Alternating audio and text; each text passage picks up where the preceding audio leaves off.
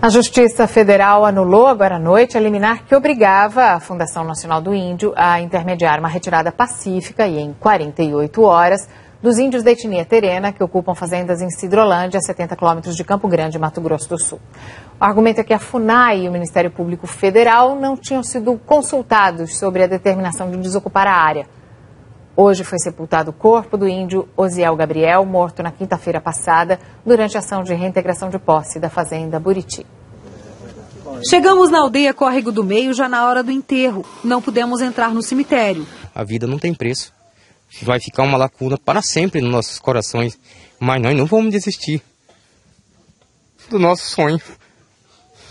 O meu país matou o meu irmão, mas não matou as ideias, não matou o sentimento de justiça. Hoje nas aldeias aqui na região de Sidrolândia são mais de 6 mil índios. Nos 17.200 hectares que eles reivindicam como terras indígenas, estão cerca de 23 fazendas. Os terenos se dizem cansados de esperar uma decisão da justiça. O povo da terra indígena Buriti está de luto, está machucado, está ferido.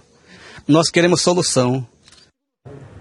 Em Brasília, a ministra-chefe da Casa Civil defendeu que o processo de demarcação de terras indígenas não deve ficar mais por conta só da FUNAI. O governo já decidiu, vários órgãos vão ser ouvidos antes da demarcação de novas terras indígenas, e não mais apenas a FUNAI.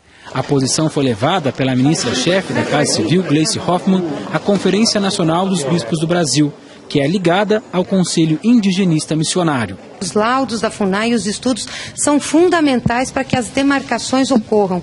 O que nós queremos fazer e que está estabelecido já em decreto é poder ouvir outros órgãos envolvidos, principalmente porque nós estamos lidando com áreas antropizadas, áreas onde há conflitos de interesse, áreas onde você tem produção ou até mesmo áreas onde você tem cidades.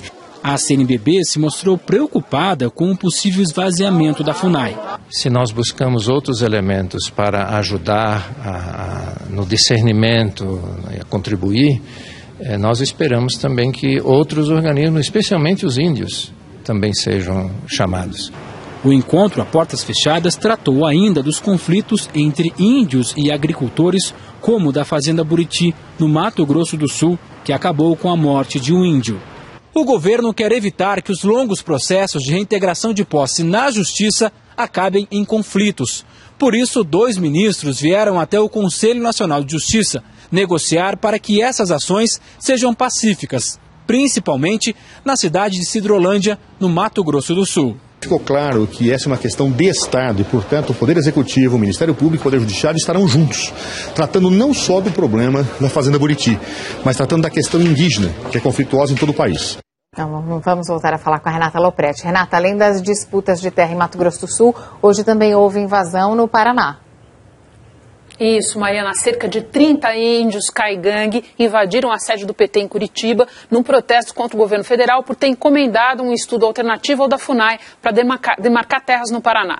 Esse estudo faz parte de uma sequência de providências do governo para retirar da FUNAI o monopólio sobre o assunto de demarcações. Primeiro, o órgão perdeu a autonomia para abrir estúdios. Agora, só com autorização do Ministério da Justiça. Antes, ele só precisava de uma chancela no final do processo.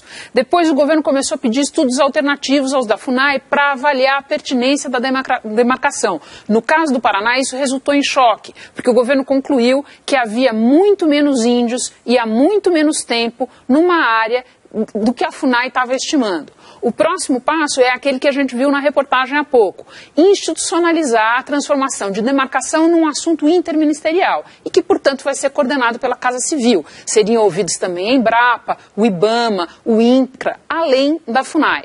Hoje, nesse protesto em Curitiba, os índios criticaram nominalmente a ministra Gleice Hoffmann, da Casa Civil, alegando que, como ela vai ser provavelmente candidata ao governo do Paraná em 2014, ela estaria favorecendo o agronegócio local em detrimento dos índios. Uma coisa importante de a gente pontuar é o seguinte: seja lá qual for o projeto eleitoral da ministra Gleice, evidente que isso não é o que está acontecendo do ponto de vista da demarcação, não é a decisão de um ministro, é uma política de governo, é uma decisão da presidente Dilma de esvaziar o que é hoje a atribuição exclusiva da FUNAI. Isso foi uma decisão dela e o governo está disposto a implementar isso até no máximo agora o meio do ano. Portanto, não se trata de uma ação de uma pessoa só.